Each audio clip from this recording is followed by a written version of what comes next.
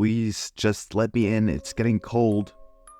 The voice was familiar, only older than I remembered. Very close to detail. Lala, please? Using my old nickname was a nice touch as well. I sat on the floor next to the door, my arms wrapped around my legs. Of course, this had to happen the 1 week my parents left me alone. They hadn't gone on vacation for years. I practically begged them to get away for a while. For their own good. If I called them, they'd come right back, but I don't think that would have helped me anyway. Besides, I wasn't an idiot. I heard the knock, and I wouldn't open that door. When somebody comes to your house, they will ring the bell or knock a few times. Most people like to play safe and just simply use the bell, and then you open the door as you normally would. But in my case, never, absolutely never, should you open the door when there's only one knock. It was the first thing we were told when we moved to this neighborhood all those years ago. There are a bunch of rumors. Rumors of people disappearing or suddenly dying after opening their doors, though they all supposedly happened before we even lived here. I never believed in it, not even when I was little. This town was simply insane.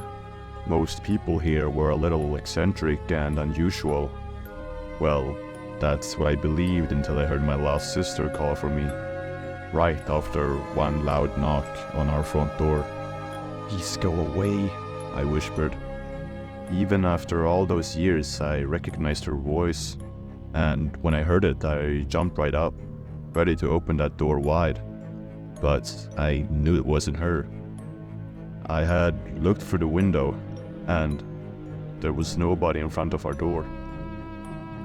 I don't know how much time has passed before I finally grabbed my phone and called Max, who's not only our neighbor, but one of my closest friends. "She's here," I said. I knew I wasn't making much sense, but I really didn't know how to word my thoughts. "Who? Where?" he answered. "Ruby."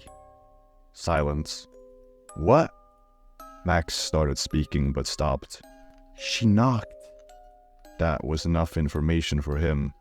"You didn't open, did you?" I shook my head, which of course he couldn't see. "I'm coming over now, okay?" I'm not sure how many minutes passed, but Ruby had stopped asking me to open the door. "Hey, Lainey, I don't think the bell is working," I heard Max. Maybe they screwed with it. I swallowed. "You could knock." There was a silence for a little while, followed by one loud thud.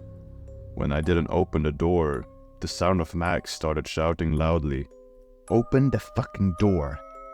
His voice became louder and louder until it hit a frequency that almost made my eardrums explode. I didn't move, I didn't speak, and finally, the doorbell rang and the voice became silent. Slowly, I got up from the door and looked outside. This time, it was really him. "The last time I saw her, we had the biggest fight of our lives," I said while we were sitting in the living room with tea, but the tea had already turned cold. I don't really open up about my sister Ruby often, but hearing her voice today really messed me up. And it's all because of Jack. I rolled my eyes.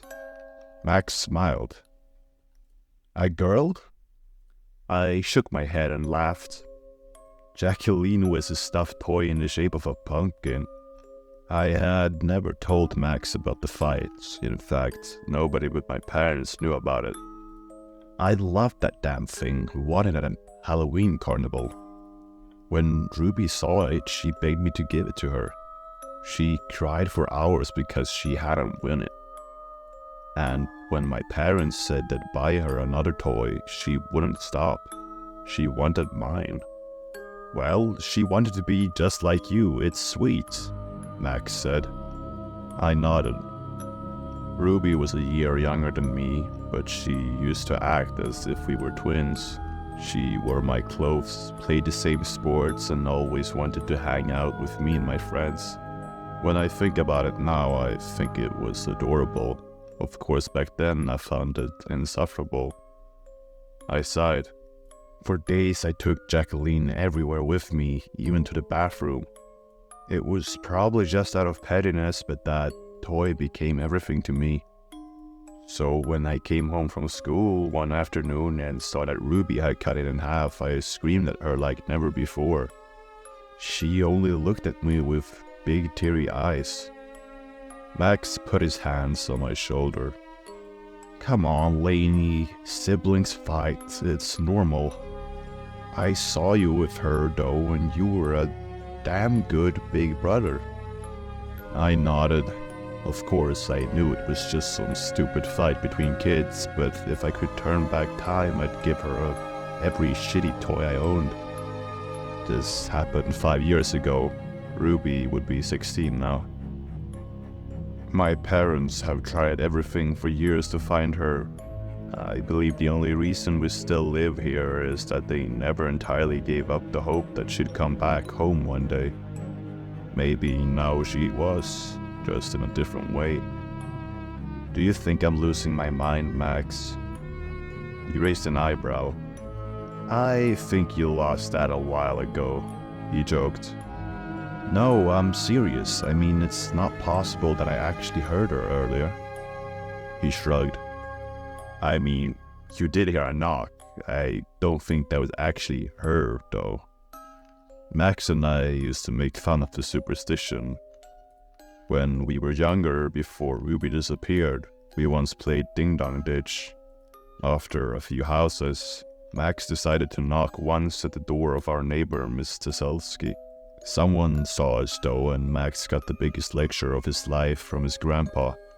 Like, it was a really big deal. My parents weren't happy either, but Max was grounded for 2 months, during which his grandpa told him all sorts of horror stories. I don't think it was her either, but I do think it was mimicking her, or trying to, I said. For what it's worth, I think it was smart that you didn't open the door.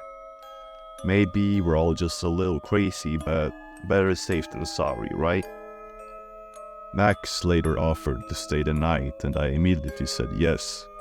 We got the air mattress and watched movies until I started to hear him snoring. The good thing about Max was that I never felt awkward around him. He regularly stayed over since we were little, especially often after Ruby was gone. Having him here really helped against the silence. My mind became easier and my body heavier. Real thoughts started to mix with dreams. I was beginning to fall asleep. And then there was another knock. It came from the front door downstairs, but I heard it loud and clearly. My heart started racing just like it did this afternoon. Max, did you hear that? I whispered, but he didn't answer. Lala, it's dark. Please come and get me. It was Ruby's new voice, and she cried. It was coming from the outside. Max, please tell me you hear this. I looked over at him, but he didn't move. Finally, I collected the courage to get up and turn on the lights. Ma.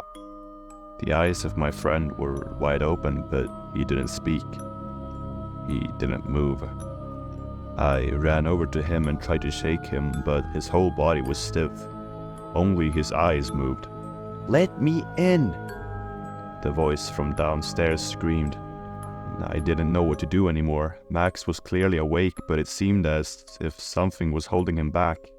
Almost like he was having sleep paralysis with his eyes open. They're pulling me away, Lala. Please help me. I don't know what happened, but I immediately jumped and ran upstairs. Some kind of instinct kicked in. Maybe it was her. Maybe I could pull her back inside. But if this was really Ruby, was she also the one doing this to Max? My hands touched the cold door handle, moving almost as if I was in a trance. I have Jack. They fixed him, Lala. We don't need to fight anymore. Those words pierced through my body and woke something up inside of me. I stepped away from the door and walked back upstairs, passing my room where Max was still lying still. But I didn't stop. I walked to the next room, Ruby's old room. Everything there was just the way it was when she was still here. My parents could never change it. Everything was still the same, and Jack was still placed on our bed. The same place I put it 5 years ago after I'd sewn it back together. They almost got me.